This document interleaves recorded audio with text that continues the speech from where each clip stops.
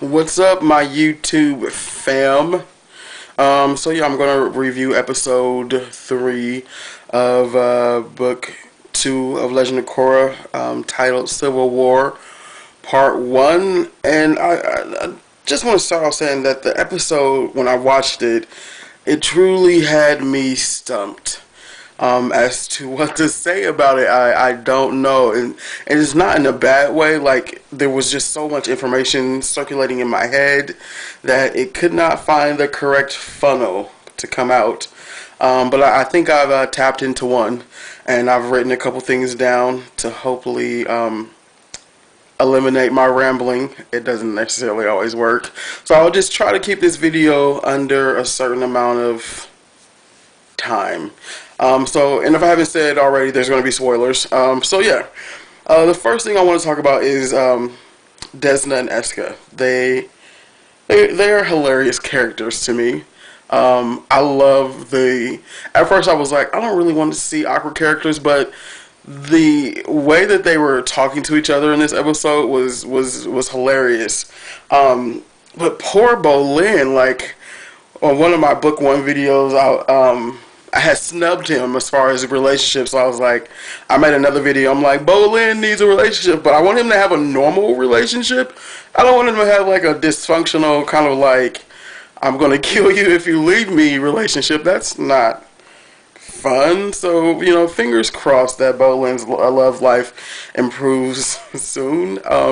Maybe Eska will get less weird. I don't see that happening though. So I'm not that speechless. It's just, I don't know. There was so much that I wanted to say. There's so many parallels regarding, a war between northern and southern parts of the world, and I mean, there's so much to say. So I've written some things down, and that was the first I wanted to talk about, Desna and Eska, and then the next thing I want to talk about is the real family dynamic that was captured in this episode. I just thought that was flawless. Everything, every beat, every note was perfect, with having family members that drive you insane, or having family members that may be a little more favorable to a certain person in your family, and you're like, why did I like them more than me? It just left me wanting more of the conversation, wanting more of the interaction between Tenzin and his family members, and it was flawless. It was beautiful. Now, moving on, right next to, talking about family, I can't imagine Aang dissing his kids, Kaya and Boomy. Like, I cannot envision that. But it brings up another point that I feel that the episode really touches on really, really, really well, and that is that nobody's perfect. I don't know if anyone else caught on that, but like every time like they were talking to each other, they're like, well, you do this, you do that, like you do this, you do that. So basically, without saying it, they were like pointing out each other's flaws. And I don't know, it was so, I like stuff like that. Like, that is, to me, is like the most intriguing thing. Like, okay, yes, I love the bending, but the interaction between the characters is the most wonderful theme and wonderful thing, and that nobody's perfect theme. It was every note and beat with that was perfect too. So I really enjoyed that. I'm gonna talk about Korra really quick. It seems, I don't know, when I was watching the first 2 episodes, I felt as though we were, waiting for the characters to develop again and find their identity. And it seems there is a slight progression in this episode. She was really mean in the other episode, and I didn't touch on that on my last video. But she was really mean. And in this episode, it didn't seem hot-headed. It just seemed mean. In this episode, she seems hot-headed, but she's not too mean. I appreciate that. I appreciate that she's conflicted about this Unalaq invasion. And the part at the end with her parents, it was I thought that was really touching. That's another great moment for like a character for I guess character interaction, because I don't know if she's going to evolve from that, but I guess it's nice to know that your father wasn't trying to kill his own brother, but at the same time, I don't know. We'll see what goes from there. And the next thing I want to talk about is the episode. I felt like when I was watching it, and I kind of was laughing at some of these things. It was full of counters and contradictions, and I know you're like, what does he mean by that? And so I've written some down. There's basically the first one I saw is like Unalak's forces are like locking this city down, like they're like building up ice walls, and like everyone's supposed to get off the street and return to their home, and he's like, oh, I'm unifying, I'm not invading.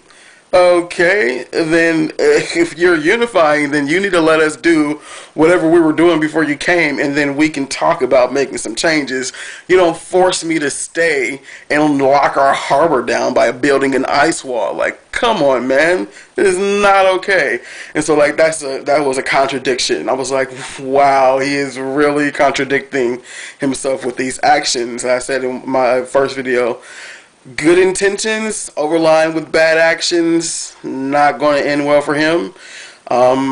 Almost didn't, I guess, which just seemed a little staged, but I'll wait. But and then another contradiction, kind of counter. Unalak's like, oh, Korra, you're going to be the most revered avatar in the history of avatars. And then, like, seconds later, she's, like, riding up Onaga, trying to stop a fight. And a little girl throws a snowball at her and calls her the worst avatar. And so I'm like, oh, wow. I don't know. I thought that was hilarious. I thought that was hilariously juicy contradiction. And I laughed. I probably shouldn't have laughed at that, but she got a snowball thrown at her, and then she was told her that she was the very opposite of what her uncle thought she was going to be. So I thought that was hilarious. And then the biggest one, or the one that stood out the most, was when like it's more of like a counter and not a contradiction, which they're kind of synonyms. But Korra's dad, Tanrak, I think I wrote his name, Tarnak, or Korra's daddy. He's like, oh, me and my brother have our differences, but I would never, attack him, or at least attempt to assassinate him. And then his brother's like, well, let me contradict you or counter that. I have no problem attacking you. Now, albeit it's like sneaky and less direct, but he's still attacking his own brother. Like, oh, you plotted against me and tried to kill me. Like, clearly, what? I do not like Unalak. I'm sorry. He is not going to be a character that I vibe with at all. So, yeah, but those were the contradictions and counters that I picked up on, and some of them made me laugh hysterically. Oh, really quick, I forgot to mention, when Boomy's like jumping down the rocks, and he falls and busts his head, dude, like, I was rolling. It was so hilarious. And then he's like, oh, Tenzin's the funny guy now. Oh, I thought that part was... There was a lot in this episode that made me smile, and that everything was just hit perfectly for me with what they were trying to do. And so, yeah, I wanted to point that out really quick. Tenzin, I mean, not Tenzin, but Boomy falling and cracking his head. That was a classic scene. Now, the fight. That fight was breathtakingly marvelous. Like, DVR is so terrible for me because I rewound that fight at least 6 times and paused and rewound, and it was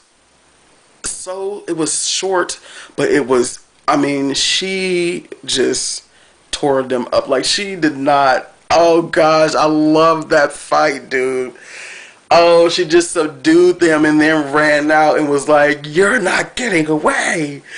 Whoop. And like, oh gosh. That fight was so... It was so perfect. Like I just love the fight. Okay, so I'm gonna move on. I get a little rambly, and the video is probably still gonna be long. I am coming to a close though. The fight was amazing. I can't wait to see some more fighting. The last thing I want to say is, do we think Ikki has been spirit kidnapped? Because I don't know. It doesn't seem like they would waste an entire episode. Well, not waste, but let her be missing for an entire episode without there being something wrong. Like, you know, just running away. Like, by nighttime, little kids get scared. So I'm like, did she get kidnapped? I hope not, but it looks to be that way. So yeah. And also, is it okay for a child to be missing at the end of an episode in a children's show? I was like, whoa, she's missing still? And they're like arguing about who's the favorite child. I was a little shocked. I was like, I need to go find her. But I guess they're like, oh, we're at the air temple, so nothing's bad going to happen to her. She's probably like off picking some berries or something. But at the same time, I'm like, y'all need to go look for y'all niece and daughter. Like, what's wrong with y'all? Although I love that interaction that they had going. It was still awkwardly placed when this little child is missing. But I guess they don't think it's that big a deal. When I was writing everything down, I had a quick afterthought, and I had to write it down. Unalaq is talking to Korra, and he's like, oh, there's another portal in the North Pole, which, I don't know, it kind of seemed like that portal was open already. That's what it looked like. That's what it seemed like he made it to me. How he made it seem like, oh, it was already open because the lights are still dancing in the sky in the north. So why does she need to go open that portal? And then also, why? Well, we don't need a revolving door that allows men and spirits to pass through. I don't know about everybody else, but I like my face to stay on. And if there's a door that's just open all the time for everybody to just walk in and out of, I don't see what's going to stop Ko from coming in and out of this door. And I don't want him to be able to move from the spirit world to the physical world freely. Like, that's not going to work. It's just not going to happen. So, yes, okay. I love the episode. I'm still kind of like, oh my gosh, I know there's supposed to be a civil war, but where are they going to go with this civil war? Like, is it going to get deep, deep, deep? But I just love this episode. Mike and Brian, amazing. If you guys ever watch one of my videos, which probably won't happen, but I just want you to know that I freaking love you, man. And you're awesome, and just keep doing what you're doing. It's incredible. And for the people that are watching my video now that are not Mike and Brian, thank you so much for watching. Please comment, subscribe, share me somewhere and say, listen to this guy. You can skip some of his stuff and get to the end, but he's pretty alright. And I think you're pretty alright. So, yeah, thank you so much for watching my videos. Bye. Unalaq's got friends on the other side. Okay, yeah, I'm sorry. But I had to end the video with a humorous quip.